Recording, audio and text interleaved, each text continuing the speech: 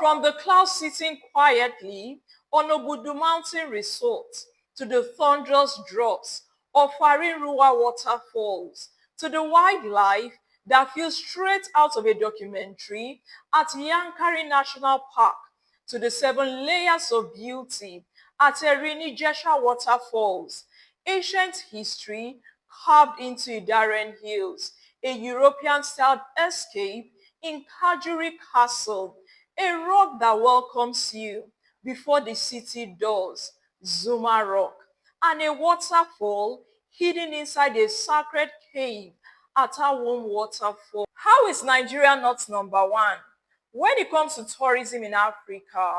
And these are only a few out of the many wonders of Nigeria.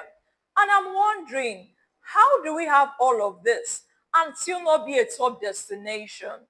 Is it security, infrastructure, or we have a story we refuse to tell? And the truth is, Nigeria is not empty. It's only unseen.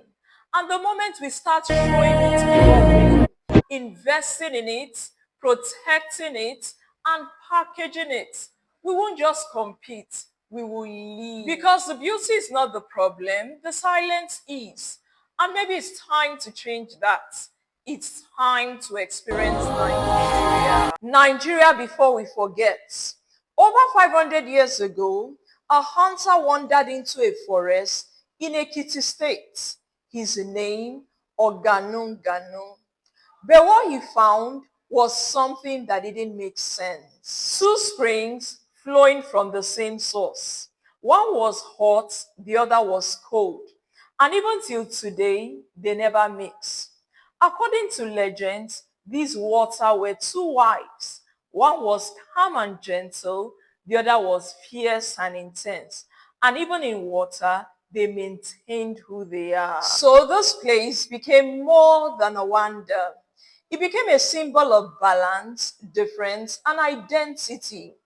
And in 1952, a missionary named John came into this place, despite warnings that the place was sacred.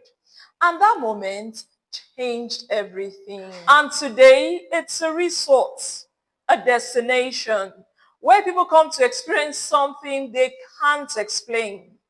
This is Ikogisi Warm Springs. And people travel around the world for things like this. And it's here. It's time to experience Nigeria. Nigeria before we forget. There's a place in the south where the ocean did not just carry waves. It carried people. But before all of that, this water meant something else. It was a route. Fishermen moved through it. Traders crossed with goods. Communities connected by water. It was a meeting point of people, stories, and everyday life. Then everything changed, not by choice, but by force. In the 1700s, this shoreline became a final path, a crossing line between home and never returning. They called it the Bridge of No Return. People were brought here, led into spaces too small for their pain, and they were led into ships, into silence, into history that still echoes today. But this place didn't stop here. And years later, voices rose again, not in chains, but in resistance. Women stood, fought, and paid the price so that others could be heard. This ground remembers not just one kind of struggle. And today, the ocean is calm. But beneath the calm is a story that never left. So when you stand here, it's not just water you're looking at. It's memory, loss, and resilience. And this place is Utaiwa Beach, Ikotekpene, Akwa Ibom State. It's no longer a place of departure, but a place of remembrance, a place where history is faced, not forgotten. And it's here, it's time to experience Nigeria. Nigeria before we forget. There's a kind of silence most of us has forgotten. Not because life is loud, but because we've learned to live inside the noise. Long before cities, roads, and everything became urgent, this land was already alive. Animals moved in patterns older than memories.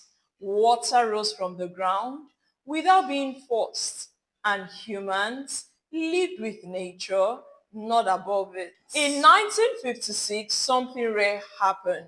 We chose to protect it, not to develop it, not to reshape it, but to preserve it. And in 1962, people were allowed to come in, not to change anything, but to witness it. And today, it's still here. Elephants still roam like they've never been interrupted. Ancient caves still stand, holding stories of survival. And one spring still flow, same temperature, every single day. And maybe that's what makes this place different. In a country trying to become everything, this place has remained itself. This is the Yankari Game Reserve, Bauchi State, Nigeria, where nature meets stillness. People travel all around the world to see places like this. And it's here. This is the Nigeria we shouldn't forget.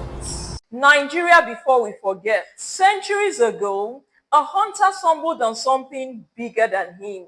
A cave. Not just any cave, but a place people later run to, not for adventure, but for survival. During the Civil War, when the grounds above was no longer safe, this place became protection for families, children, and generations. Lives were preserved here. Today, you walk down 317 steps. But back then, no one was counting steps. They were just holding on to life. And inside is something they call the talking stone. Not because he speaks, but because he listens. People came here with questions, with prayers they couldn't say out loud. But somehow they found the strength to keep going. And water falls from the cave. They say it heals, but maybe what healed them was finding a place where hope could hide. And today, what once protected lives has opened these doors, the Ogbunike Cave. It's no longer just a refuge. It's a story you can walk into, a piece of Nigeria, still breathing. People travel not just to see it, but to feel what came before them. And it's here. It's time to experience Nigeria. There's a place in Nigeria where date palm stands tall in the middle of the sand, where endless golden dunes rise like waves, where the wind shapes the earth like art. And hidden between harsh desert silence sits water, an oasis, alive, quiet, and almost impossible. A place where survival became culture, where what looked empty was never empty. Because before the world glamorized desert tourism, this land was already alive. Ancient trade routes once passed through here. Caravans moved carefully across the terrain. Camels carried goods. Nomadic communities built life around this rarest gift, water. And at its heart, a hidden oasis, Tulo Tulo. A place whose very existence meant hope. A refuge for herders, traders, and travelers. This was not just a desert. It was history, economy, and identity. Not packaged, not promoted, just forgotten. Because this is more than sand.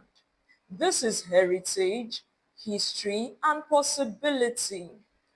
This is Yusufari Desert, Yobe State, Nigeria. Our own forgotten wonder with golden dunes, date palms, rare oases, our own deserts. People travel all around the world to see places like this. And it's here. This is the Nigeria we shouldn't forget. Nigeria before we forget. There was a time people didn't just live on land. They lived on mountains high above the earth. A whole community for over 800 years.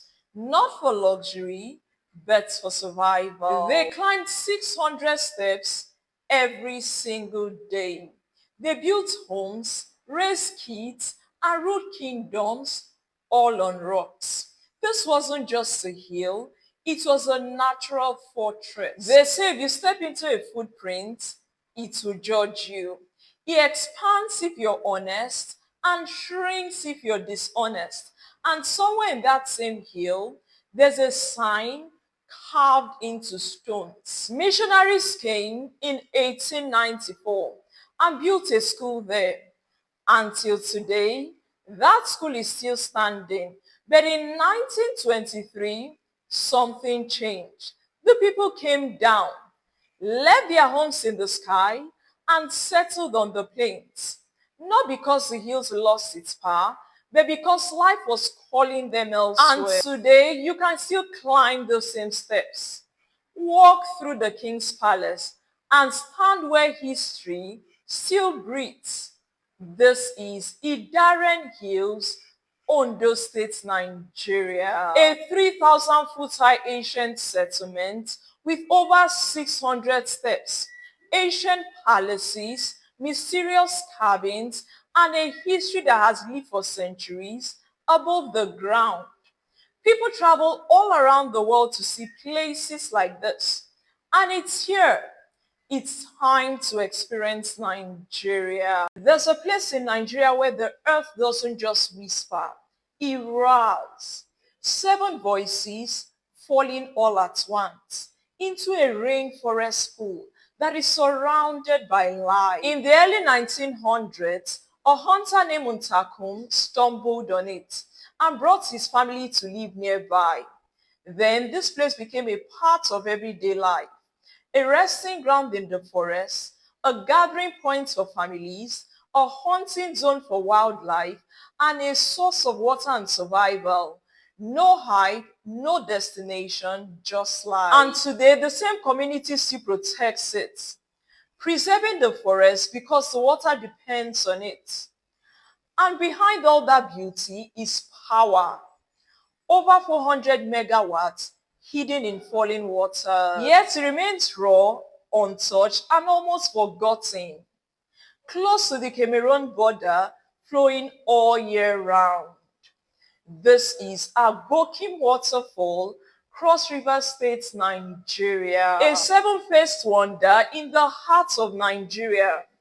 People travel all around the world to see places like this. And it's here. So before we forget, go experience Nigeria. Somewhere in northern Nigeria, hidden on top of a hill, is a place that honestly don't feel like Nigeria at first sight. Tall medieval towers, thick stone walls, a drawbridge entrance, even a moat surrounding the property. For a moment, you think you're looking at a fortress somewhere in Europe. But this place has been here for decades, built between 1981 and 1989 by a German expatriate searching for peace and privacy. This castle was designed as a personal sanctuary, far away from noise and chaos. Today, it stands quietly in the mountains, hosting private getaways, celebrations, and unforgettable experiences. And somehow, many Nigerians still don't know it exists. This is Kajuri Castle, Kaduna State, Nigeria. A fairy tale fortress in northern Nigeria. People travel all around the world to see places like this.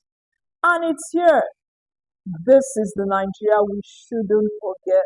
If we don't tell our stories, if we don't explore it, live it and protect it, one day we might wake up and realize that we've lost something we can't replace. We are a country blessed beyond measure, from the rolling hills of Obudu to the waters of Ikogisi, from the rhythm of our languages to the depths of our tradition. We have stories in our food, stories in our names, stories in our origins, stories in the way our grandparents speak. But somewhere along the way, we got distracted.